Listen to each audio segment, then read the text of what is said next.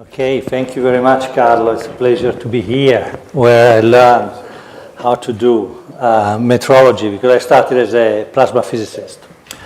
So, the plan is the following. I'm going to give you 3 lectures. I'm now going to briefly say what I'm going to talk about in the 3 lectures. Then I want to start with a bit more involvement from your side. So I will leave this platform for 10 minutes and I want to get something out from you. And then we'll go through my slides, because you will have access to my slides, so I can even go quickly on some of them. But I think it's important that we try to understand the basic principles behind what I'm going to talk about. So you have to bear with me for 3 lectures.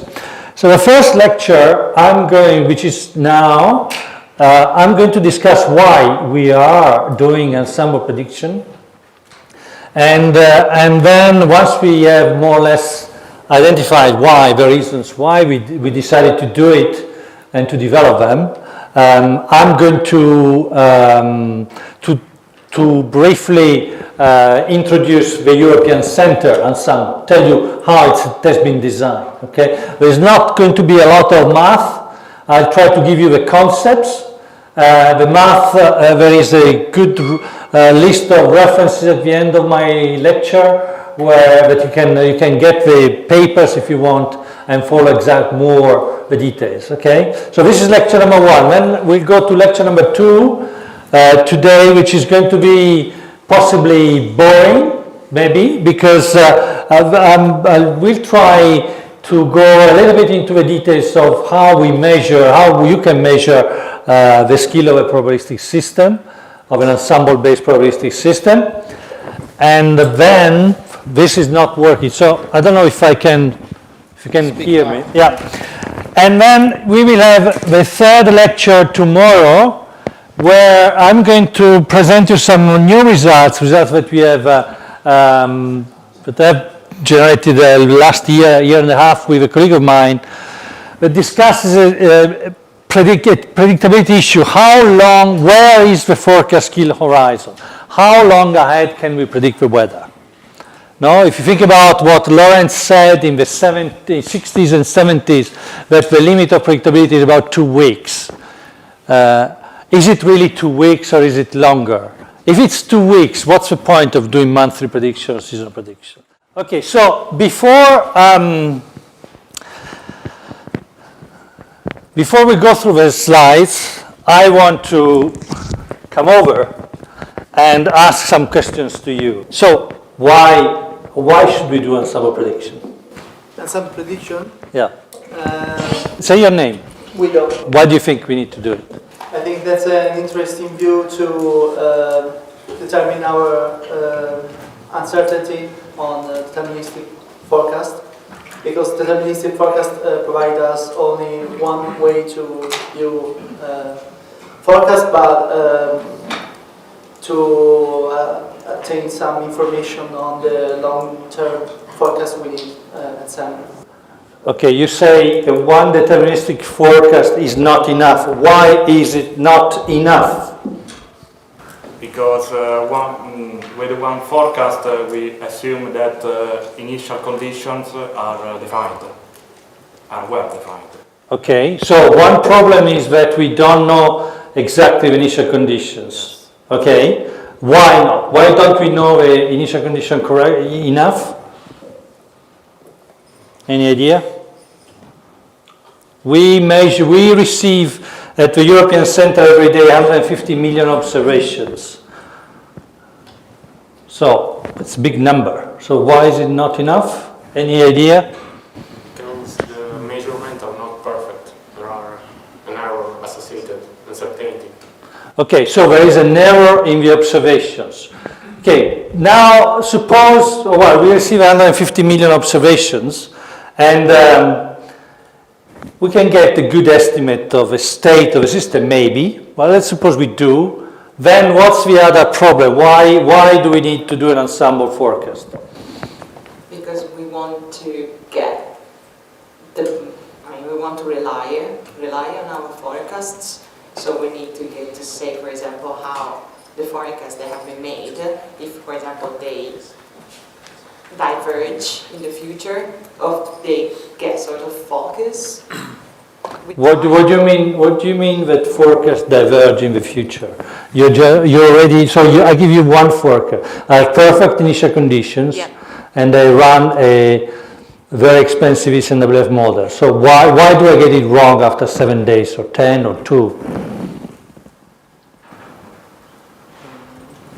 Because atmosphere is chaotic, so you can't forecast perfectly the future.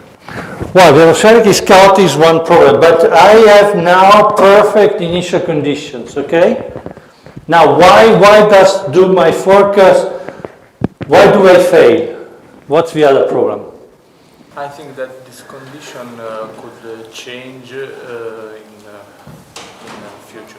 So there is a problem to change this condition in time. So there is a problem in predicting how the evolution of initial conditions. So what's the big problem? I think there are numerical errors inside the computers that propagate, and so there is an approximation to take the data into the computers, and then numerical errors evolve into the computers. Okay, so we have a concept of the numerical error. What does it mean? What does it actually mean, numerical error? Because the model is not able to simulate exactly the atmosphere. Okay, so we have an approximate description of the atmosphere evolution. So this is mainly, I go back, this is mainly why we are now spending a lot of CPU to do the ensemble prediction. It's very simple, and it's just that. It's the fact that we have errors in the initial conditions, despite the fact that we receive 150 million plus or minus 10 observations a day, and despite the fact that we are integrating a very complex model on one of the fastest computers. So model errors and initial condition errors. So this is why forecasts at one point get wrong. And what we started thinking, well, what people started thinking in the 60s, 70s, and 80s was, well, should we think differently the way we do weather prediction? Should we continue to just run one single forecast, or should we think differently? Okay, so this is really all. So I hope that because you have actually said it, you will remember it more. So now I'm going to go through some of the slides, and then we might interact again on some of the points. Okay. So what I'm going to do now is to review very briefly these two aspects: the fact that what are the sources of forecast error, and then how we have in some way tried to address them. So we said that, well, first of all, the system is very complex. We try to simulate dynamics and physical processes with a finite, discretized description of the atmosphere over a mesh. There is turbulence, there is interaction of so there is turbulence, there is an interaction of a flow with orography, there are lengthy contrasts that we are not able to simulate accurately enough. There are interaction between the stratosphere and the troposphere. There are moist processes, there are interaction between the ocean and the planetary boundary layer. All these aspects makes it difficult, makes the system is complex, and if we want to try to predict its evolution, we need to try, first of all, to describe the processes correctly, and secondly, we need to try to initialize them correctly. So to initialize them, we collect these 150 million plus observations every day today. They come from satellites, from buoys, from land stations, from ships, mainly from satellite. 99% of data now comes from satellites.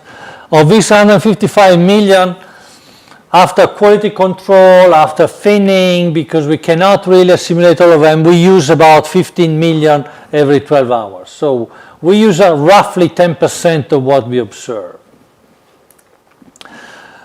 Next step is what we discussed briefly before. So we have all this observation, we need to initialize the system.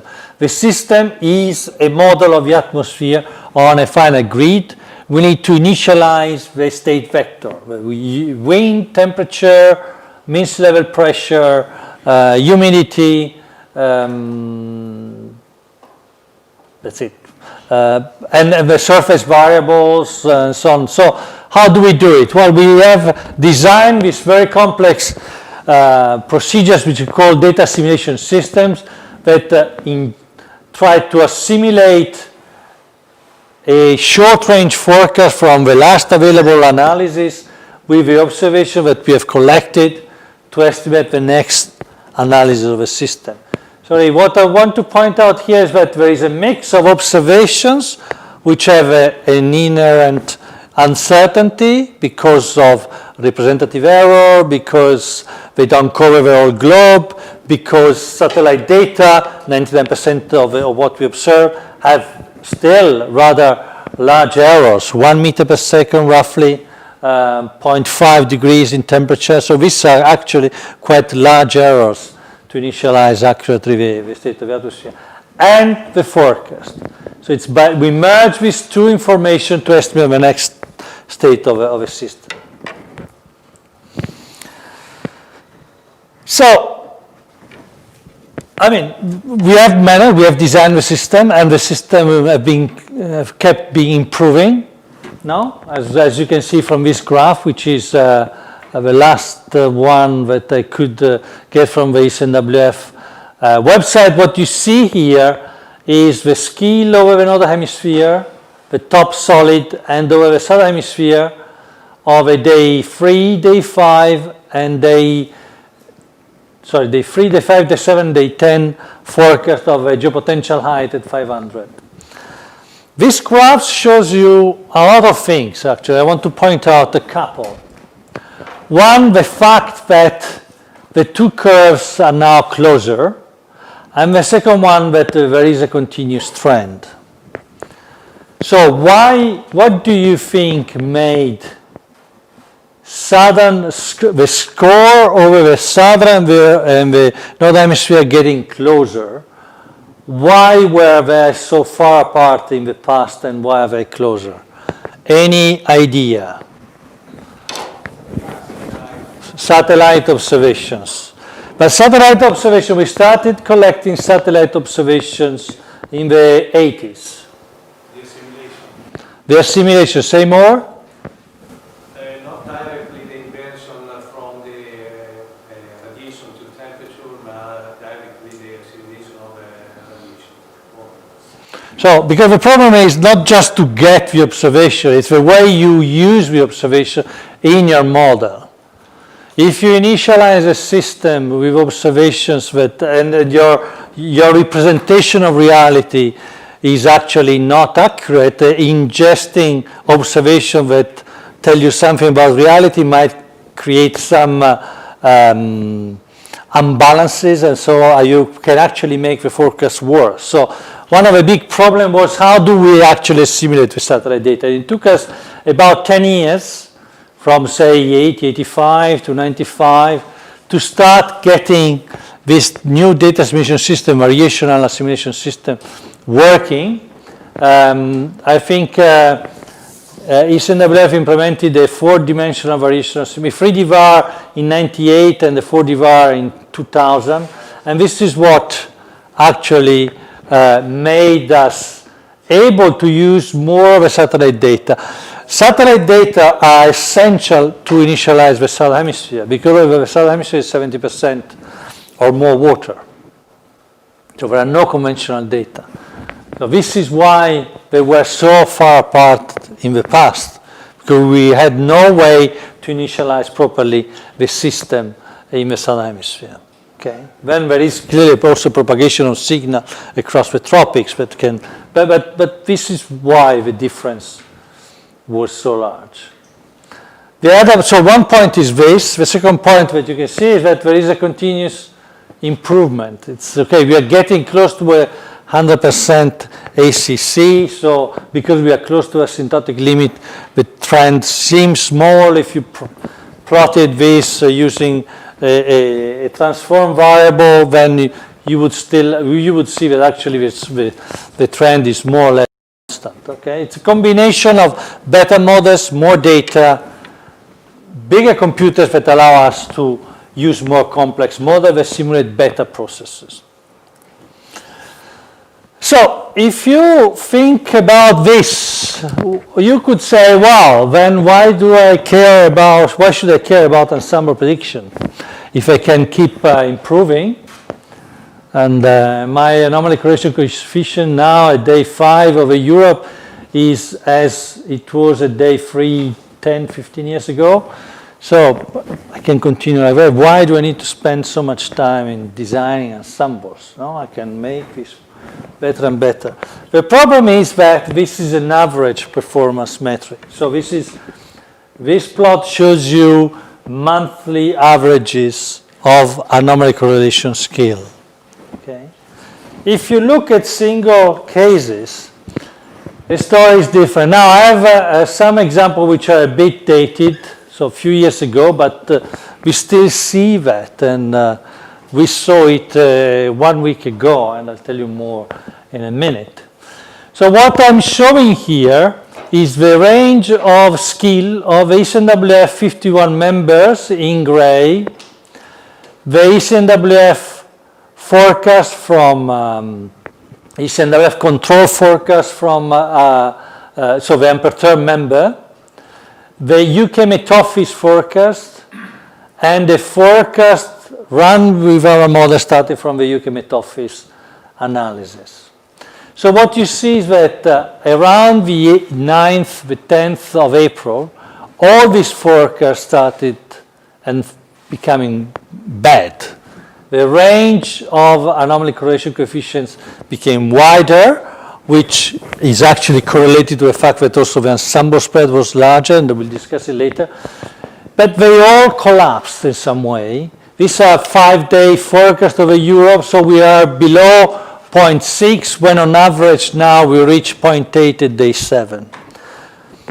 So there are still cases where forecasts can go wrong, even 5-day, even on a 2-day. This is a storm of 2009. Analysis, the high resolution ECMWF forecast at that time, it fails to intensify the structure, the cyclone as it occurs. This is a 2-day, a 36-hour forecast. The ECMWF control, the lower resolution forecast equivalent to this. Sorry, no, this is a 36-hour forecast, 48 hours and 60 hours. So 2 days before and 60 hours before we didn't capture it. 36 hours started getting the structure more or less in the same, in the right position, but we failed to intensify it correctly. And my last example is New York Snowstorm. I'm sure you read about it. That was a very uncertain, unpredictable situation with snowfall at the edge of where the area with a lot of intense snowfall at the edge between where New York was. Probabilities of intense storm was high according to our forecast for New York and for Boston. In New York we had very little snow. This was a 1-day forecast. The high resolution, our high resolution forecast was giving 80 centimeters of snow. They had only 10. So a single forecast, even today, with a very high, with what's considered the best model, the best global model in the world, fails. So this is why, even if we keep improving the forecast, we are able to use faster computers to simulate more processes, even if we get more and more data, we need to think differently. Single forecast, in some cases, can fail even at a very short range. This is more or less what you said when we were discussing. Forecast gets wrong because initial conditions can be wrong and because the models are not accurate. The other ingredient that makes the problem complex is this idea of a chaotic system. Did you discuss it this morning with Anders or not? Not really. So what does chaotic system mean? Lady with a yellow jumper. It means that every parcel behaves in a chaotic way, so it is not possible to know a priori the behavior of every parcel. Okay. So, somebody has a different definition, Paolo? Well, the growth of errors. Say more. They grow exponentially, fast rate of growth. So the trajectories are very close. Can become very far one another. So that's the problem. The problem is that even if so two trajectories which are very close at a certain time can in a finite time diverge a lot. Cannot, maybe not, and sometimes they don't, but sometimes they can. This is the definition of a chaotic system. It's a system where you might have very large divergence, even if the two trajectories are infinitesimally close. So there is a mathematical definition of this. And Lorentz, in his pioneering work, was one of the first to show it with a three-dimensional model of the atmosphere. And from his work, all this idea of a butterfly effect, of a chaotic system, chaos theory started. What you see here, this is a result of using his model. What you see is a range of initial conditions which are very close to each other, starting at different point on the attractor, which describes where actually all the trajectories of a three-dimensional system lie. It's a two-dimensional cross-section of a system that has 3 degrees of freedom. So in this case, these points stay actually quite close during the whole time evolution. So this is a prototype example of a predictable case. Even if we have errors in initial conditions, forecast errors remain small.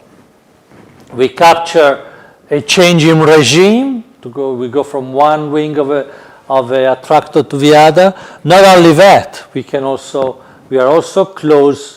So if one of the points is our forecast and another point is reality, this is a predictable case. We stay close to reality for the whole forecast range. But then there are cases where the points start diverging after a certain amount of time. So here is the example of a forecast that might be good up to 3-4 days, and then reality might go one wing and our forecast the other wing of the attractor. And this is a very unstable case where there are maybe fast error growth, and so the points that starts close at the beginning start diverging immediately, and after a few time steps they might be on the two wings of the attractor.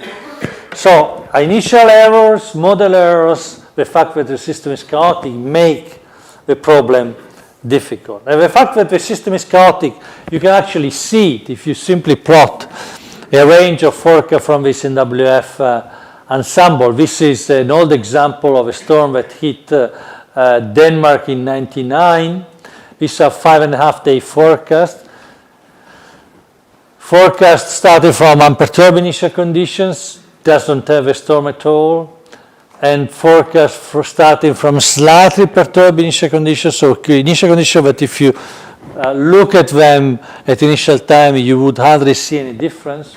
Some of them has the storm in the right position, some has the right intensity, some over-intensified. But after 5.5 days, you have a lot of possibilities. So there is actually clear evidence that the real atmosphere is chaotic.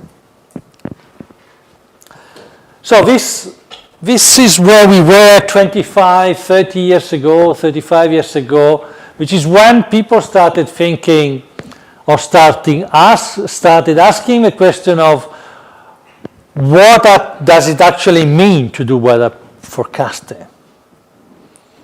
Is it right to simply try to do one single forecast or not? Can something better be done? Should we aim simply to give a single forecast, or should we aim to try to estimate this uncertainty? The 70s is when, and the 80s is when a lot of groups started playing around with this idea of having an ensemble of forecasts. The UK Met Office started with a monthly forecast in the 80s. European Center, 85, tried to introduce random perturbations in initial conditions, a random forecast with randomly perturbed perturbation that led to nothing. Essentially, the forecast stayed very close to each other, no dispersion, no indication of anything, no spread at all, so that the route was abandoned. In America, Calnet et al. Tried lagged average approaches where they tried to combine forecast started 12 hours, 1 day apart by putting together forecast issued over the last 3 or 4 days. And this actually led to something better than what was tried before. Then there were works on trying to understand how perturbations grow in the atmosphere. And this is where people started thinking different, started thinking about, okay, can we find a better way to initialize this ensemble forecast so that we can design a reliable ensemble? The aim was what we already said, which is essentially to have not just an estimate of a probability distribution function at initial time, but also its time evolution. Now, I will, I think, skip some of these slides on how does it look, because I think it should be clear now why it makes sense. I mean, this is a nice example of a single forecast. For example, this is a 5-day forecast of a flood that hit Piemonte here in Italy. This is an old system, the ECMWF ensemble that was running in 93. So it's a system which still had a resolution of about 150 kilometers. This was a single control forecast giving in excess of 60 millimeters of rain in this area. This is 1994, 20 years ago. Would you trust such a forecast? This is what the forecaster had to face. Should we trust? I mean, this is 60 millimeters of rain in a model that has a resolution of 150 kilometers could mean a lot more in reality, because the model clearly doesn't simulate the orography appropriately. So what can you do with such a forecast? It's clearly a very intense forecast, especially if you think about your very coarse model of representation of a reality. But should I start thinking about warning the population or not? Should I take any action? Very difficult if you had only one forecast. But then if you had the ensemble, which is what we were running, then you could start asking the question, okay, for me, this situation can become critical if I have more than 20 millimeters or 40 millimeters of rain. Because then actually I can have severe disruption and I need to take action. So what's the probability that this can happen? And you can build this type of map, 20, 40, 60, more than 80% probability or more than 20 millimeters. More than 40 millimeters, 20, 30, 40% probability. So this is already, you can feel now why having the ensemble gives you a more complete information of what can happen. Now you can start thinking about, well, should I take action or not? If I don't bother, if for me an event that can cause disruption is 80 millimeters of rain or 100, then I can maybe say, well, let's wait and see. But if 20 to 40 millimeters is a range where I actually need to think about alerting the population and maybe start taking some precautionary action or start alerting different bodies, well, then here with the ensemble, you can do much more than having with only one single forecast. This is what happened at the time. This is the observed precipitation. So the forecast was actually spot on. It was a case of a very good single forecast, but it's only when you have a probability to back it up that you can attach a level of confidence to this forecast. Okay, so I hope I've convinced that, well, it's worth to do it. And there are physical reasons, theoretical reasons why we should do it. There are practical reasons. But we need now to think about, okay, I can just run an ensemble I can just put together an ensemble of climatological states. I can put together the analysis of the past season or the past month. And there you have an ensemble of forecast. But this is a rubbish ensemble because each forecast is very poor if you think about verifying it in the future. Yes, it's a range of possible states, but it doesn't say much. It gives me climatology. So if you think about what Anders showed this morning, the Markov chain going from 6 hours to 12 and then collapsing to climatology at day 2, so that Markov chain, simple Markov chain of rainfall prediction, was actually skillful compared to climatology up to 2 days. After 2 days, you would have done as good using climatology. But here, what about here? Well, one of the key aspects that one has to think about when designing an ensemble is to make the ensemble reliable. What does it mean to have a reliable ensemble? One way of thinking of reliability is the following. If I've designed the system well enough that I managed to simulate the initial uncertainty and my model is a good representation of reality and I have forecast error simply because I don't know exactly the initial and my model is an approximation, I can think of my ensemble of forecast as including reality. Okay, so if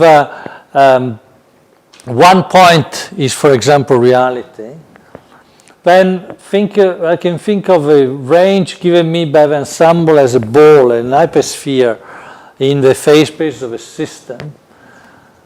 I would expect that on average over many cases,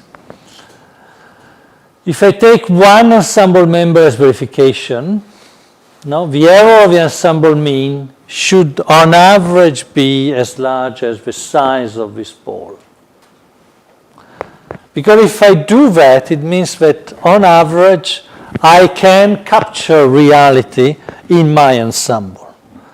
I don't want an ensemble which is overspreading, like a climatological ensemble, because then just use climatology, don't use the CPU to do it. But at the same time, I don't want to have a too narrow ensemble that doesn't include the reality. So it has to be reliable. And one way to think about reliability is that the average spread of this ensemble should, again, let me stress this, the average spread over many cases should match the average error of the ensemble mean.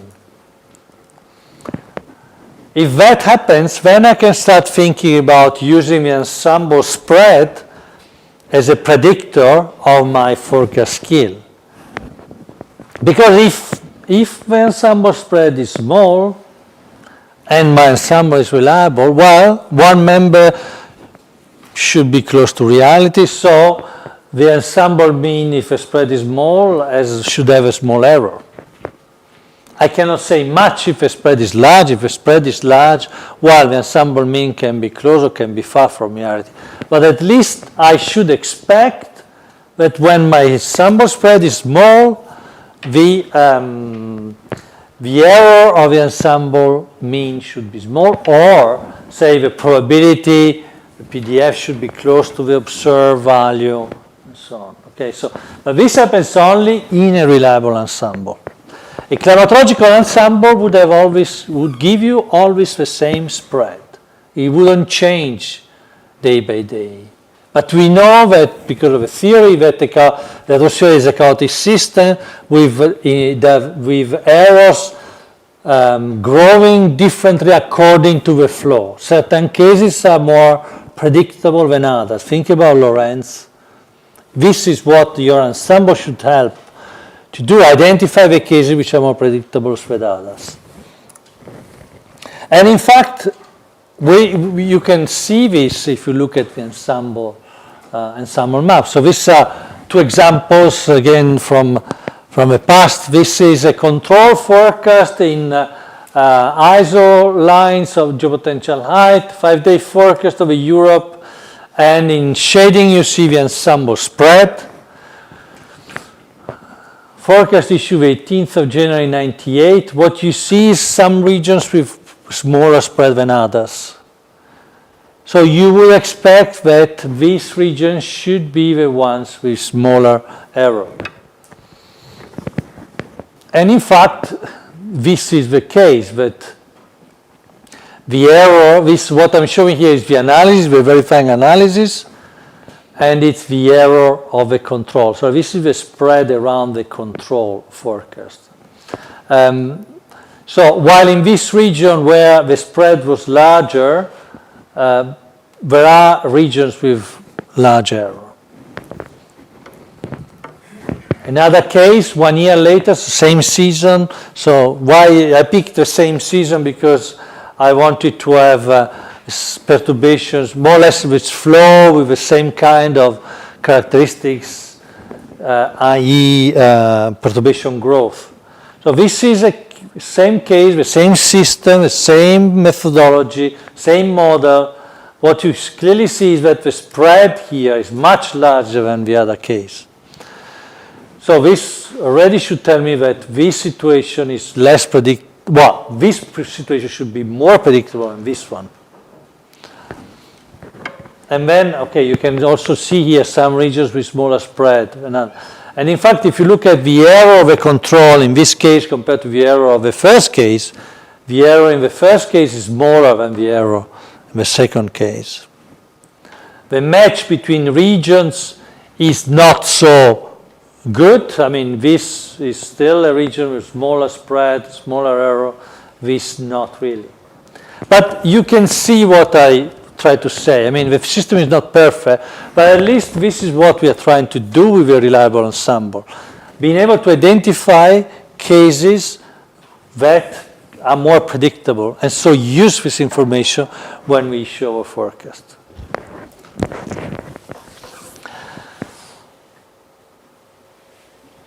So the other question that has been posed and that keeps being asked is, how much more valuable are ensemble forecast than single one?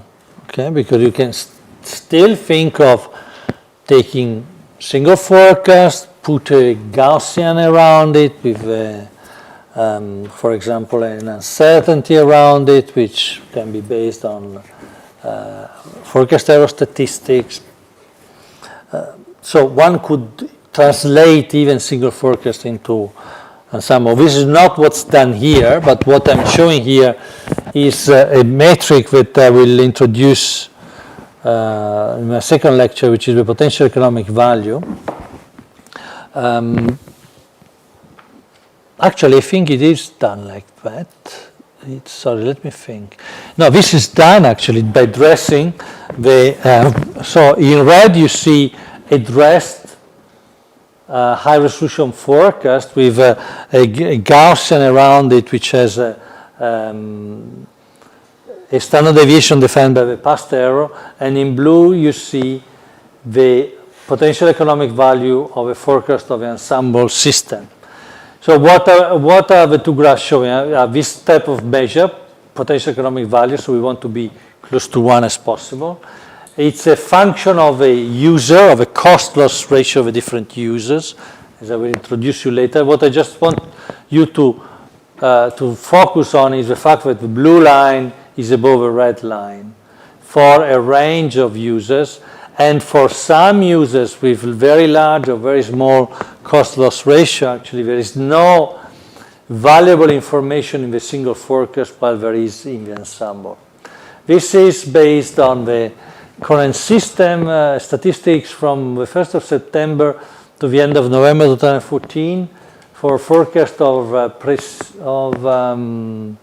total precipitation greater than 10 millimeters of rain, verified against CNOP observations over Europe, and this is for 2-meter temperature. So for both, you see that having the whole ensemble is more valuable than having a single forecast, even if you dress it. The second point why it's worth to think ensembles is that ensembles are more consistent. One of the things that Anders actually did a lot of work at the European Center was to investigate what he was calling the jumpiness of ensembles. How close are successive forecasts? We issue forecasts every 12 hours, every 6 hours. And if you compare how one and the previous are, forecasters don't like to see jumps.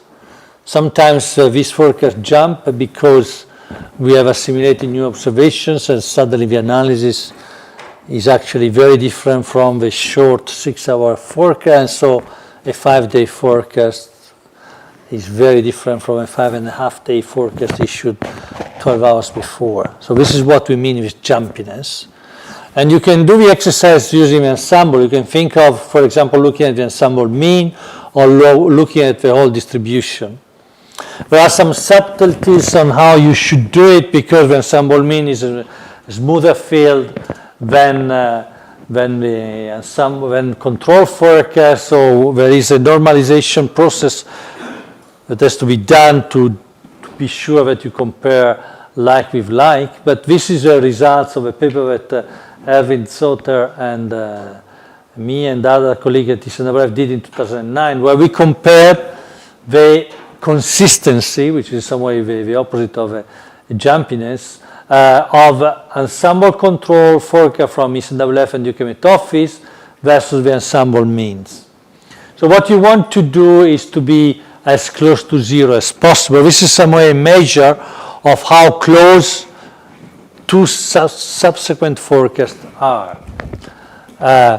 Two forecasts which are 24-hour, and this is after 24, 72, 120 till 15 days. What you see is that while there is not a big difference in the first 3 days between the control and the ensemble mean, as you go into the medium range, day 5 onward, there is a clear difference between the ensemble mean forecast and the ensemble controls. The other thing that you can clearly see from this graph is, for example, that UK Met Office single forecast, single control is less inconsistent than the ECMWF control. But if you look at the ensemble, it's the other way around.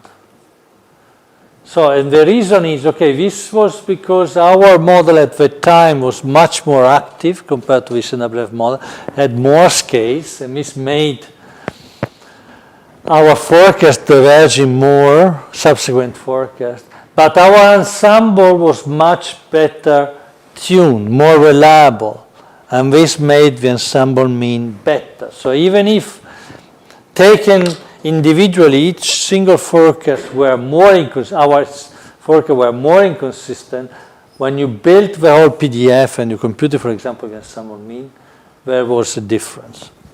And this was a nice indication of why it is important to really try to make the ensemble reliable.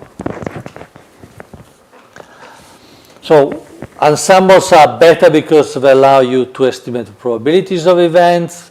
They are more valuable than single forecasts for different users with different applications. They jump less. The other thing is that you as a user might not be actually interested to know what's the most likely outcome of in 5 days. Suppose you are the commander of a ship and you are crossing the Atlantic. You don't care if the weather is good, very good, slightly bad, but what you want to avoid is to sail straight into a storm. So what you are interested in is whether there is any chance of very extreme weather. So very rare, very extreme weather. So you might be interested in knowing whether there is any probability that something that can cause high losses can occur. With single forecast, it's very difficult to estimate. With ensembles, with a reliable ensemble, with a good range of members, you can ask this question. What's the probability that something extreme can happen? 1%, 5%, 10%? Do I take the risk or not? Shall I take actions or not? Okay, so I hope we have seen why we're doing it. Now we're moving into how we've done it at the European Center. What about breaks? How do we play it? We break at 10 to 6, 4, or even before if you... No, I think I'll go on unless you want to break. Say, continue, you're awake? Yeah, okay. So how did we then design a system that does what we wanted and what I showed you has been doing? What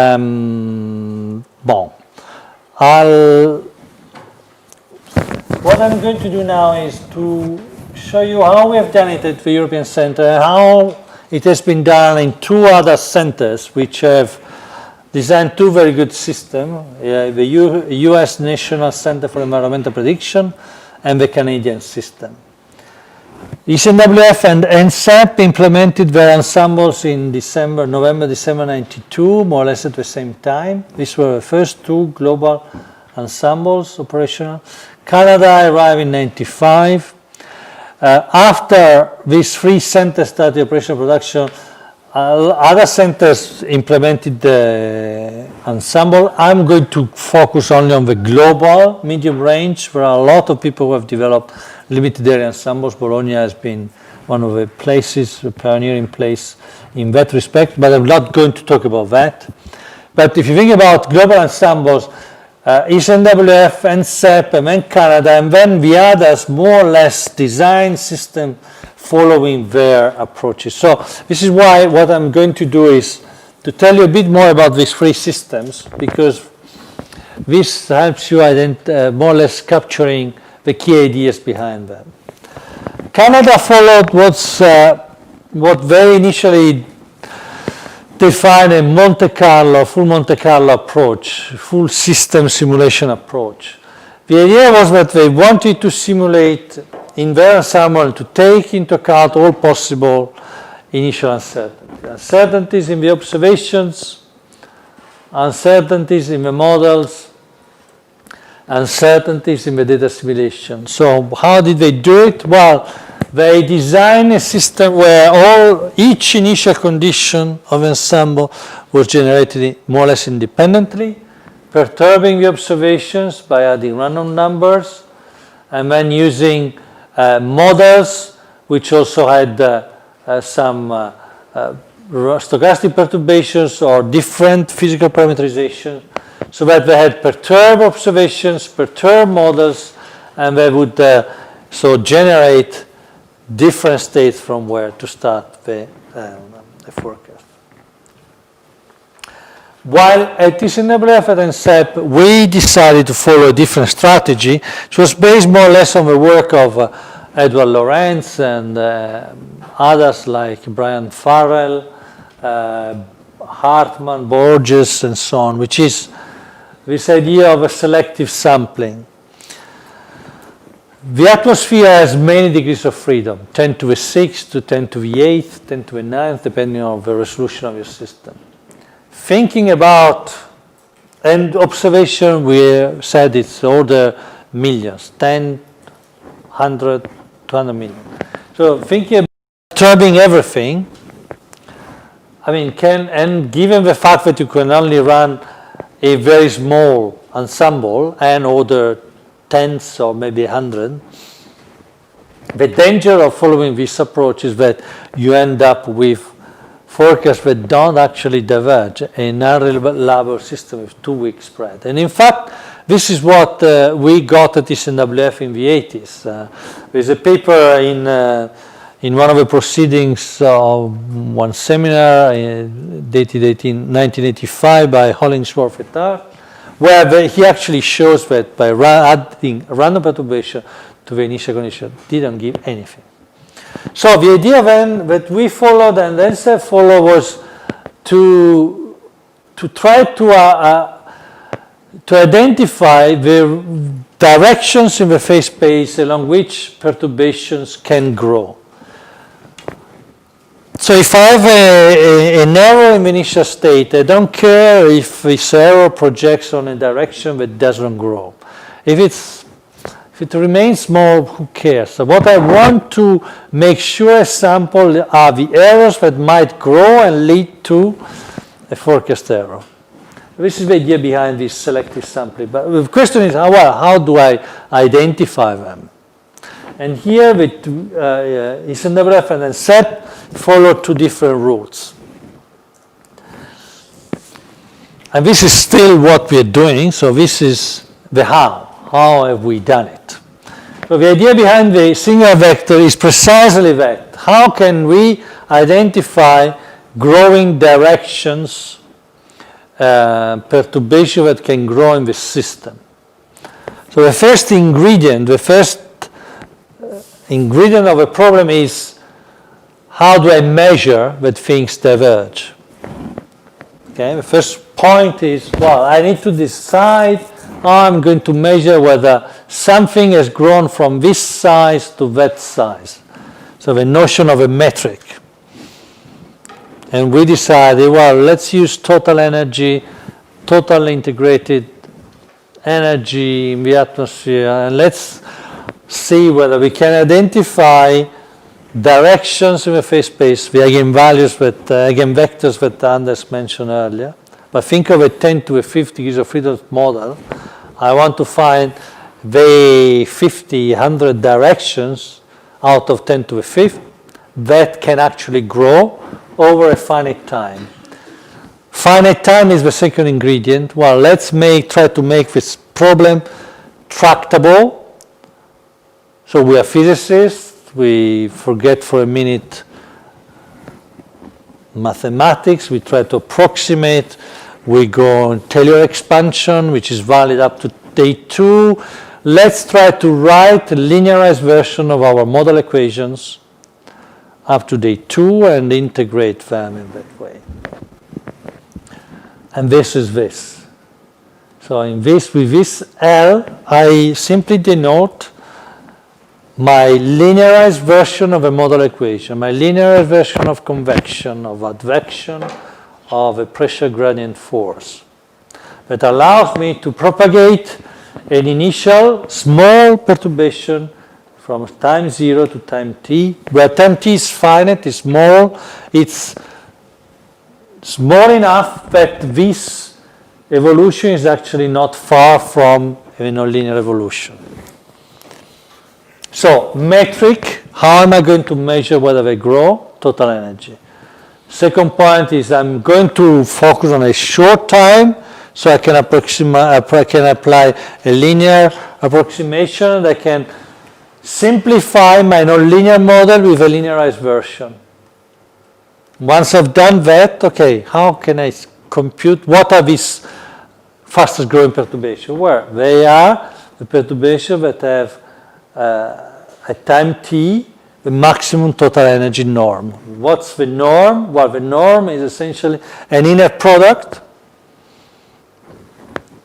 of perturbation times the weights that define my inner product times perturbation. Okay, so if I'm looking at a free level model and my state variables are, for example, UVT, and my total energy norm, let's put it just kinetic energy, so my weights E would be 1/2. If my state vector is U, V, and T, and I'm just interested in kinetic energy, so my weights are 1/2 in front of U, so I have 1/2 U squared plus V squared.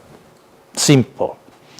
Simple with a simple system, but when you go to 10 to the 5 dimensions, and this is actually a linearized version of your software, it's not so trivial. But the idea is simple, actually, if you think about it. So we have, the problem is still is that with this, in this very large system, finding the direction Z that maximize this is not so trivial. But with algebra, you can reduce this problem to an eigenvalue problem of finding the eigenvectors V of this matrix with the largest eigenvalue sigma j square. So what's in this matrix? There are some weights which have a total energy weights. There is the linear propagator L, which somehow moves my perturbation from initial time to a final time. And then there is the adjoint of this propagator that brings me back from final time to initial time. As I said at the beginning, details in the papers. I'm not going to go too much into the details. But what I want you to understand is this idea that we want to identify the perturbation with maximum growth, measure using total energy norm. We work over a finite time interval so that we can approximate the nonlinear equations with a linearized model. And then we can write down the problem as an eigenvalue problem, and we can compute them numerically. These are the singular vectors which I used to initialize our ensemble system. This is one of the components. The other one will come soon.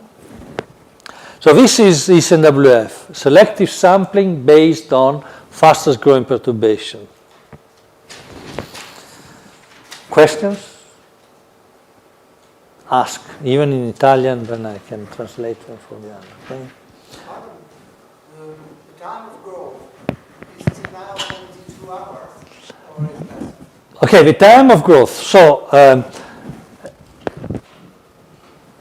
it's important that the time is not too long because you want to compute realistic perturbations, and you want to T should be not too long so that you can actually describe a time evolution in the linear approximation.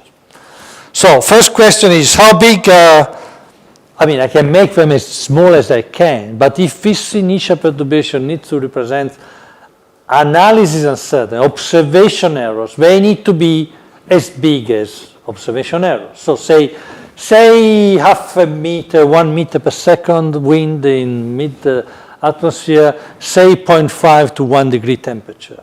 So perturbations with this size. The question is, how long can I go and describe their evolution in the linear approximation? 24 hours is a good number. So up to 24 hours you can do it, it's valid. When you go from 24 to 48, you can still use the approximation. Beyond 48, you're clearly far. The nonlinear evolution and the linear are very different. So what we do in our system is still to work with 48 hours, but our perturbations are still computed very coarse resolution, T42, so about 300 kilometer. Okay, but I mean, it's a very relevant question what you ask. How long can I use this time? 24 hours, 48 what we use for this case is still good. If you want to go higher resolution, the time should be shorter. If you add more processes into your linear model, like Morse processing, again, should be shorter. Andrea did some work in this area, and actually, if you want to look at, for example, he did work on perturbations growing in the Atlantic to try to reduce forecast error over Europe. If you want to compute them at high resolution, then you need to shorten the time. You can go so on. So it's not trivial, but 24, 48 hours is a good number. This is what we use. So ECMWF follow a different strategy. So we said here, selective sampling. We went for what I would call dynamically relevant perturbation. Dynamically relevant in the sense that we use physics, perturbation growth, instability theory. In physics, you probably study normal mode approach. You take a system, you linearize it around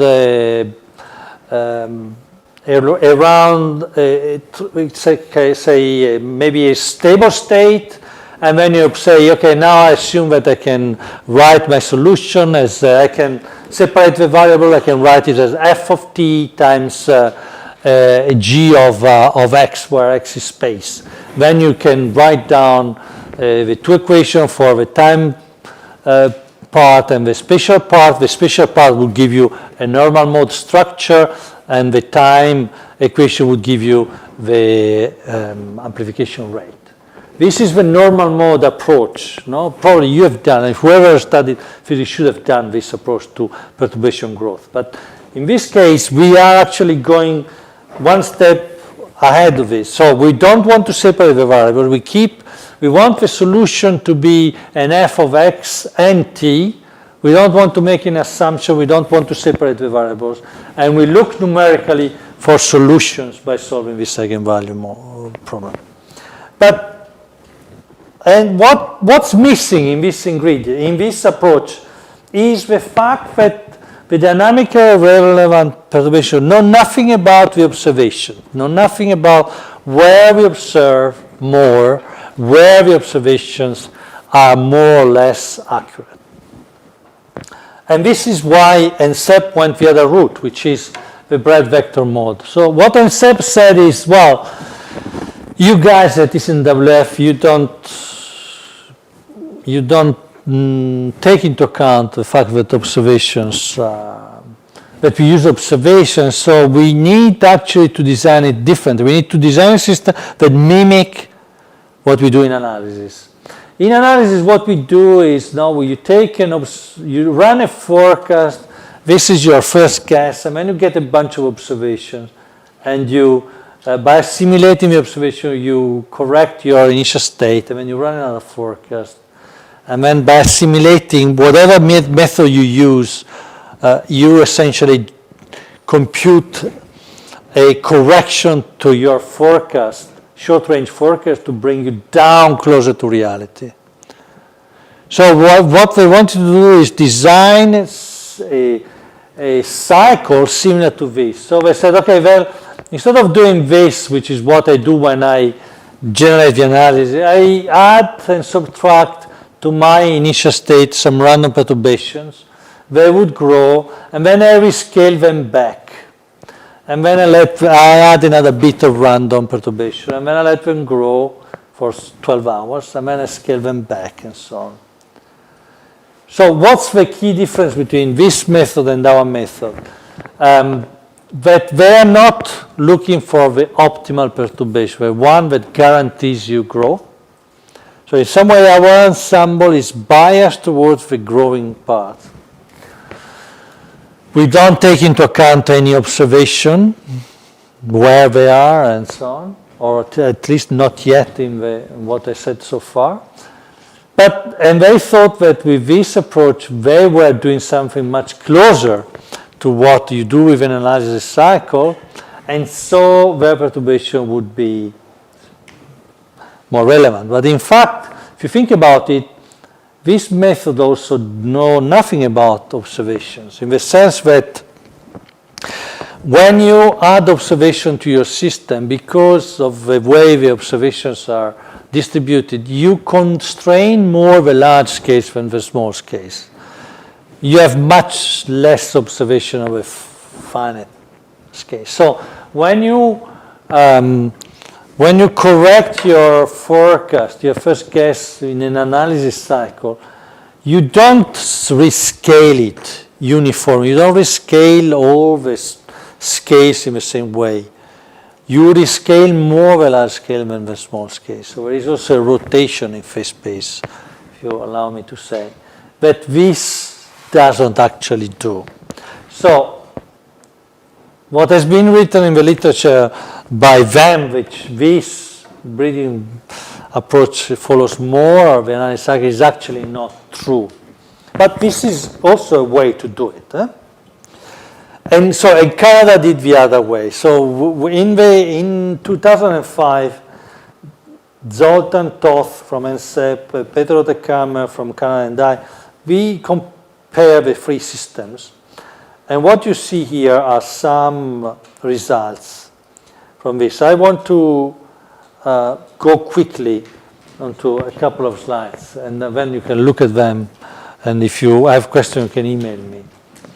But it was interesting to look at how the structures looked and see whether you could see an impact, the sensitivity of a design to the structure. So this is, for example, for one case, 14th of May 2002, step 0. What you see in shading is the ensemble spread. In solid is the ensemble mean for, state at time 0, from ECMWF, from Canada, and from NCEP. As a reference here, I have put the standard deviation of a free analysis. It's a measure, if you want, a crude measure of analysis uncertainty. Okay? So what do we see? First of all, what you see is that and contour interval here is 0.25, here is 0.5, here is 0.5. Look at geopotential height 500, but the same consideration can be made by looking at other field. Canada and NCEP had much larger perturbation than ECMWF, almost a factor of 4 larger. Second point, ECMWF doesn't have perturbation over the tropical band. This is because at that time we didn't have any tropical perturbations in the tropics, so we were perturbing only the extratropics.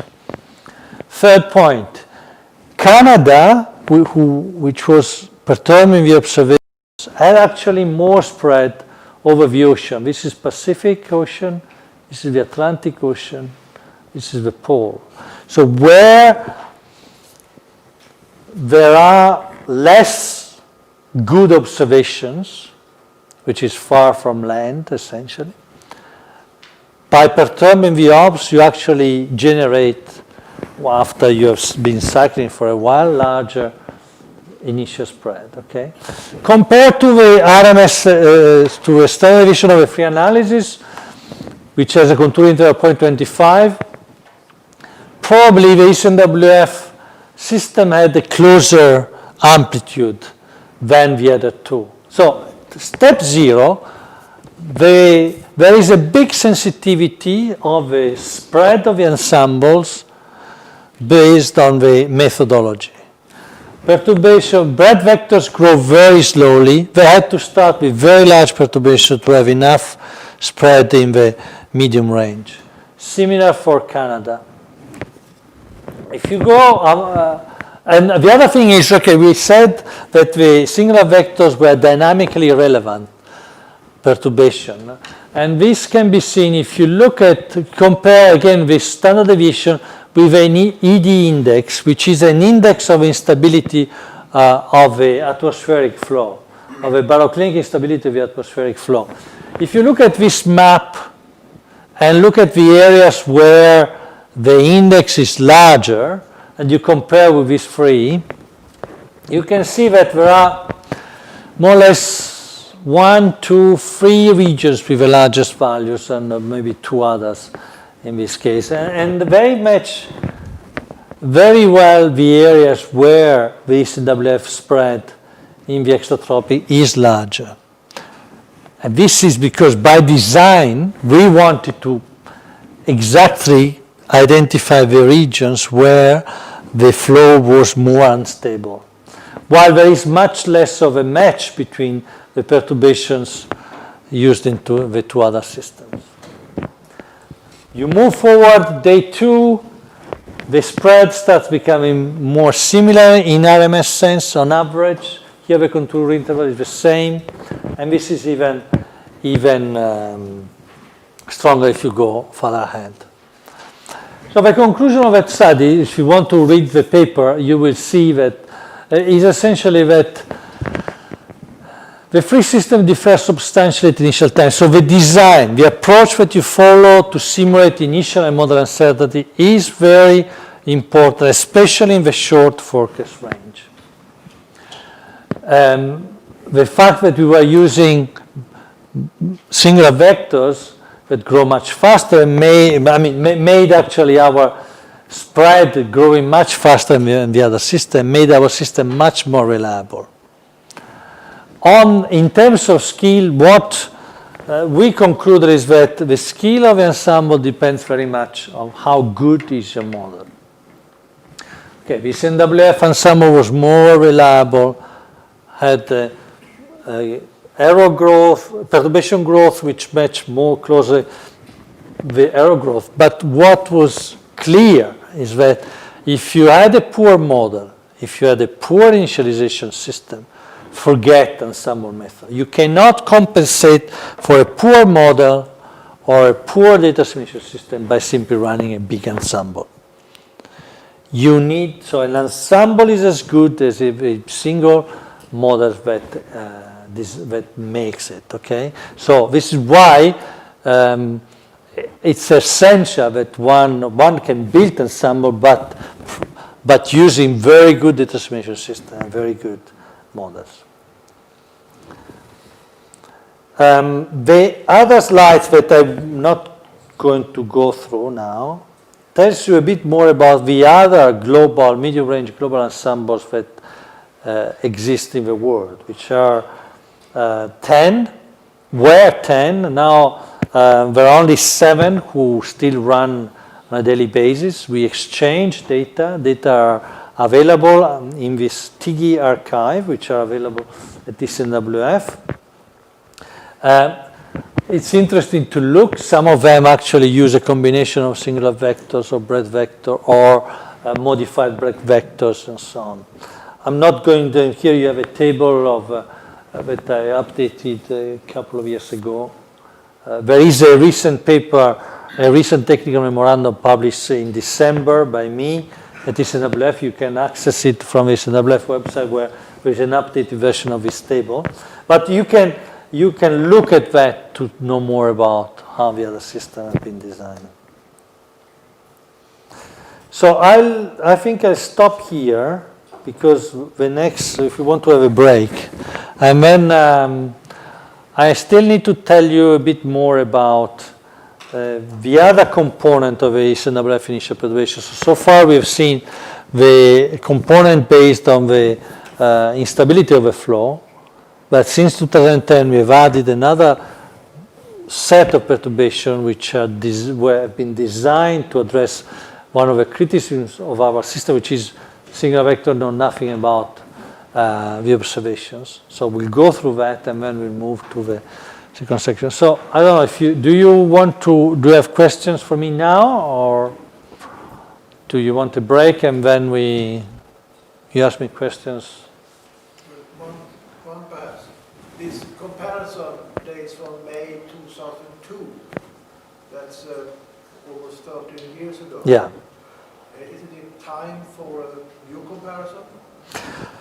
I mean, do I have them here? Here you see,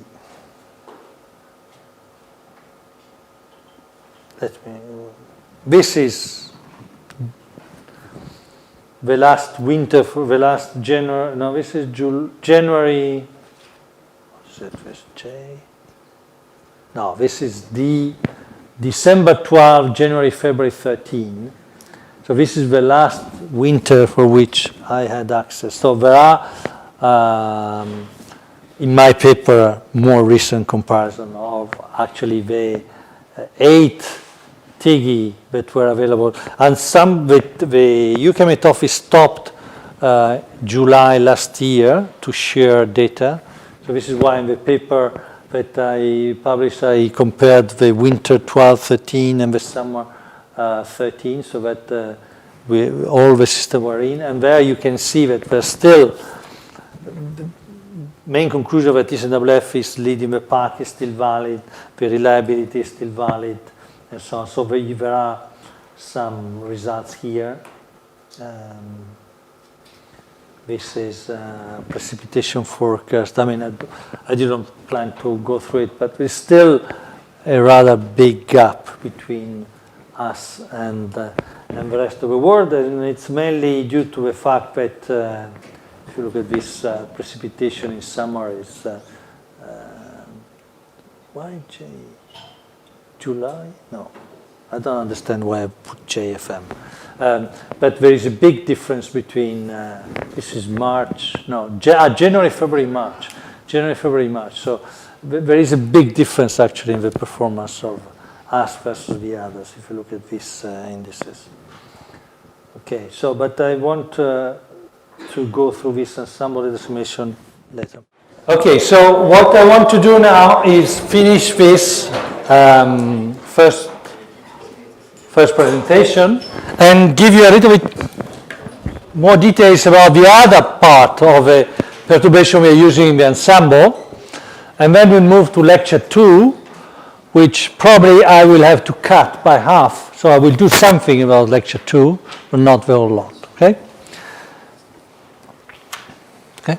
So, so what we have seen before is why we're doing it, and I've talked about one type of initial perturbation that we are using in the ensemble, the singular vectors. There is another set of initial perturbation that I'm going to describe now. This is how the ECMWF integrated forecasting system looks like now. So we have a high resolution analysis and forecast system, which has a spectral truncation 1279, 137 vertical levels. This is equivalent to about 16 kilometers in grid point space. This gives us the unperturbed analysis, the central point of the distribution of the ensemble. We have also an ensemble of data simulations, which I'm going to describe in a minute, with 25 members, run at TL399, it's about 80 kilometer resolution, 137 level. These two, and then we have a 10-day forecast with this IRES. These two systems use an atmospheric wave model coupled system, no ocean, no dynamic ocean.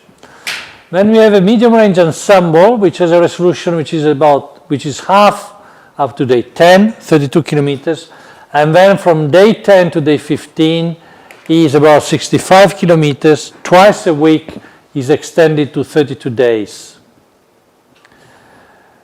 So these two forecasts are issued twice a day at 0 and 12 UTC. Once a month, we also run a seasonal ensemble that I'm not going to discuss, but it's a low resolution than the medium range. It runs up to 7 months every month and 12 to 13 months every quarter. These two ensembles use an ocean wave atmosphere coupled system from initial time. The ocean model is NEMO. It's still at 1 degree resolution. The initial conditions of the ocean comes from an ensemble of ocean analysis, or ORTA S4 with 5 members. The seasonal uses similar system. So I talked about the singular vectors. There is another set of perturbations that we design at the end of the 2000s to address this issue that we were not taking into account the fact that some regions of the atmosphere are observed more than others. Some observations are more accurate than others. It's the so-called ensemble of data simulations. The idea again is simple, but then putting it in practice is actually technically not easy. But when we do a 4-dimensional variational simulation, what we do is the following. So let's suppose it's 0 UTC of yesterday. We usually run a short-range 15-hour forecast. This is what we call a background first guess forecast. Then we start collecting observations between 3 UTC and 15 UTC. And using 4D VAR, we assimilate the observations and we look for a correction to the initial state at this time that would give us a trajectory which is as close as possible to the observations. This is what the 4-dimensional variation system does. We used to have one, for the same reason why it makes sense to have an ensemble of forecast. It makes sense to have an ensemble of analysis because observations are inaccurate, observations don't cover the globe in the similar way, some observations are more accurate than others. This is why we designed this ensemble of data simulations, and the idea is similar to the single 4D VAR, but we just do it 25 times, adding observation error to each observation. Clearly, we start from 25 different first guesses. So we have 25 trajectory, perturb observation. We simulate model uncertainty in each of these trajectory. We end up with 25 initial state at 12, which are going to be used to generate the ensemble perturbations. This is an example of the ensemble spread that this ensemble of data simulation generates so this is a situation of, 2008. Cyclonic developments off the coast of Ireland due to uncertainty in the observations and uncertainty in the atmospheric flow. This is the spread of the CDA that identify this region as a region where the analysis is more uncertain. So this is the region where we are going to give less weight to the forecast model, more weight because the model is more likely to be wrong than to be observations. How do we use them to initialize our ensemble of forecasts? I just want to give you this only slide with a bit of with 5 equations, just to clarify exactly how we do each single ensemble forecast. See. Can I ask something about this? So that means that you use the analysis spread to also change the background error? Yes, we also do that, and I can say a few words about that. So the ensemble of data simulation is also used in the 4-dimensional variational simulation to give different weights to the observations. And in the next model cycle change, towards the end of the year, we will also use this flow-dependent statistics in the EDA itself. The EDA now doesn't use it, but we will use it as well. Okay? But for the ensemble point of view, this is what we do. So each single forecast from day t at time t is essentially equal to initial conditions plus numerical integrations of model equations, where here I simply denote the tendency due to the diabatic processes, tendency due to the physical processes, and the delta P that identify the fact that we also simulate model uncertainty due to the physical processes. So we have a so-called stochastic physics to simulate that. So each single member, J from 1 to 20 to 51, is perturbed initial conditions, integration using model error simulation. How do we initialize? And this is essentially the stochastic physics term. which is random number. It's actually a Markov chain applied to a set of fields which have so that we introduce a spatial and temporal structure to this perturbation.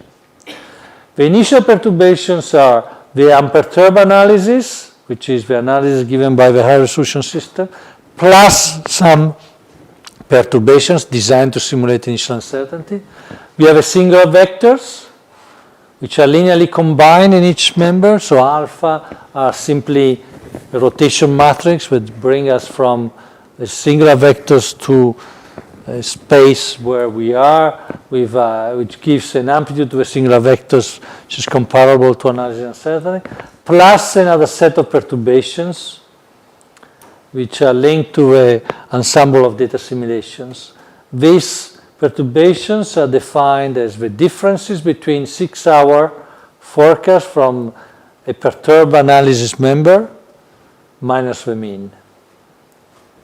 So in this way, we have singular vectors as perturbation that help us simulating perturbations which are growing into the next 48 hours in the field, linked with dynamics. Where the flow is more unstable, we will perturb, because if a flow is more unstable in this region, a small perturbation in this region could amplify more.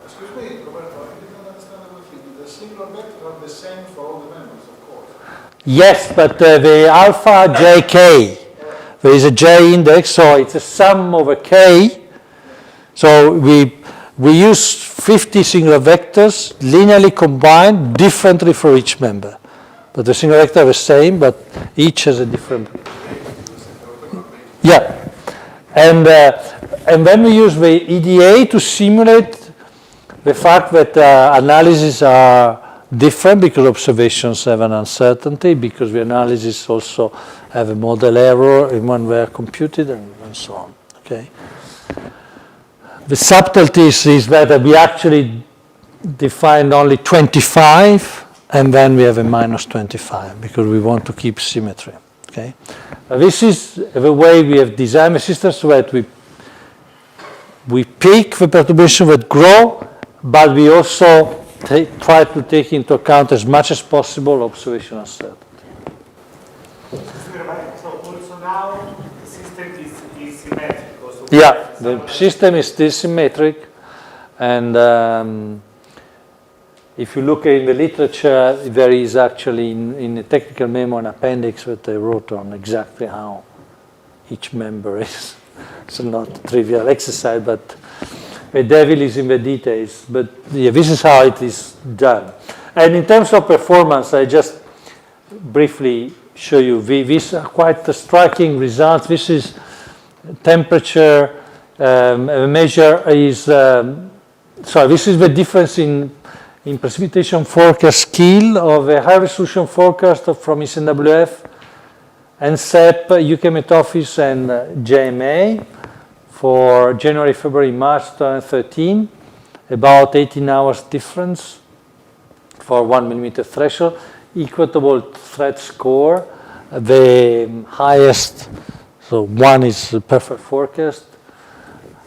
But if you look at the ensemble, the difference between what we are running compared to the Japanese UK Met Office and SEP ensemble is really massive. It's a 10-day of development. So that was the end of my first lecture. So I hope I have more or less discussed why we're doing it, and I hope I have given you an idea of why we have designed the system as it is at ECMWF. So there are theoretical reasons, but there is not a unique way to design an ensemble, and SEP and Canada, for example, have designed it differently. So do you have questions on this part? Or can I move to the second part? Yes? Why 50? Okay, so we can not run too many, or say, given a certain CPU time, we can run 1,000 at very low resolution, or 50 at high resolution. And if you look at that what we know is that if you want to predict extreme events, you need a system that can develop them, that can see them. If you want to predict hurricanes, Sandy, you need to have a system which can intensify and propagate the cycle. So you need a certain resolution. So you cannot run 1,000 at very low resolution, because the extreme, the intense event, which are actually the one we care to predict as forecasters, we need to design, we need the system to be able to simulate them. Why 50 and not 10 and not 100? There are some theoretical work done, for example, by Lee in the 70s, where he showed, also from a theoretical point of view and practical, that you need about 10 members to have a good ensemble mean. Clearly, the more you add, so the ensemble mean is like a flow-dependent filtering of the flow of your forecast in the areas where there is more uncertainty. If you have less than 10 members, then it's not very good. But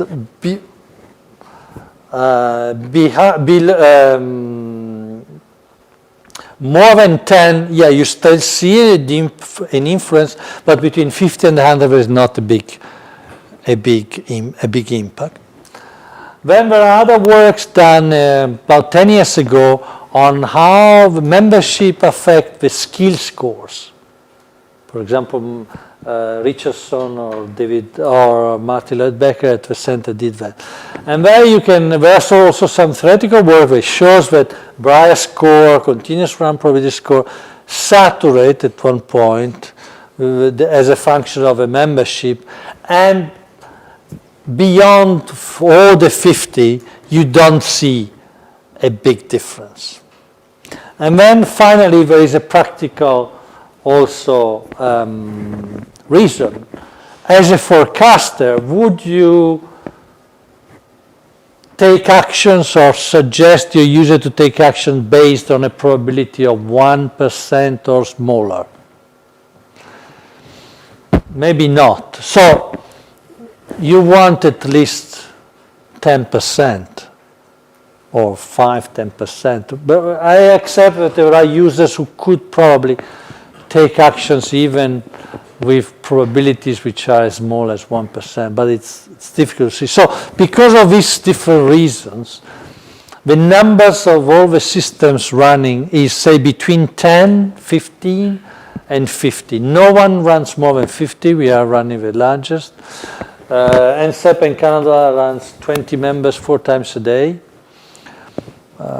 This is roughly, so 20 to 50. So this is why we are at that number. Every now and then we do studies. We try to assess whether it's better to increase resolution. An increase of resolution of a factor of 2 costs about a factor of 8, 2 to the power of 3. So is it better to increase resolution by a factor of 2 or increase the membership by a factor of 8? This is roughly what we assess, and usually the increase in resolution pays more, gives bigger impact. The last time we looked at it was probably 10 years ago. We might redo the exercise this year. We are discussing, but... Now, if now the EPS is much more useful than the deterministic forecast, why are you running the deterministic forecast at all? That's a very good question, and in fact I wouldn't run the deterministic forecast.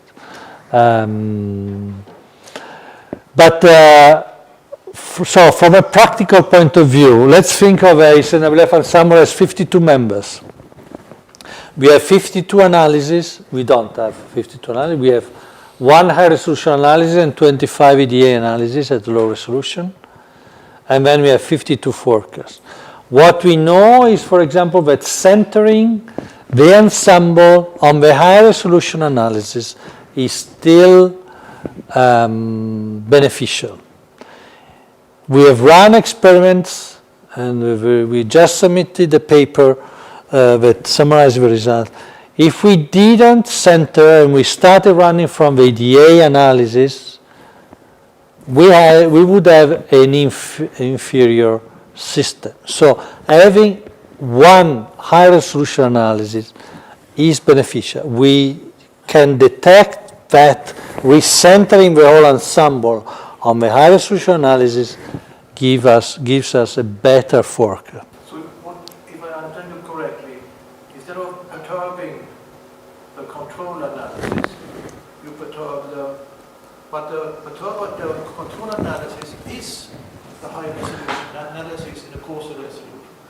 Yes, but if we use as member 0 as the centroid, EDA member 0, EDA runs at T399, so 4 times smaller resolution, we would see a difference. So it's better to have, so having a high resolution analysis is beneficial. So from the analysis point of view, it's good to have one high resolution analysis. If I had a 50 times bigger computer, I would like to have 50 high resolution analysis, but we cannot. But if I understand you correctly, there is no harm in doing an analysis in high resolution. Yeah. And then using that for the EDS. Yeah. But the problem when you run from the analysis a 10-day forecast. Yeah. Then in forecast. Fictitious accuracy. Yeah. Yeah. Details. Yeah. In forecast mode, the benefit of having this member number 52 at high resolution is not so evident. We think, well, I mean, our users like to have it. We are trying to convince them that actually if you use it and you use it wrongly like New York forecast and you trust it because it shows you more details, well, be careful because then you might fail the prediction one day, while if you had used the ensemble, you would have seen that there was a much larger uncertainty in predicting snowfall over New York than Boston, and maybe you wouldn't have trusted the high resolution forecast so much. So in forecast mode, it's not so clear why you should run a high resolution forecast. But in analysis mode, there are still reasons why. So given this CPU, it seems that so far it's better to run one analysis at much higher resolution and an ensemble at lower. We cannot get rid of this high resolution.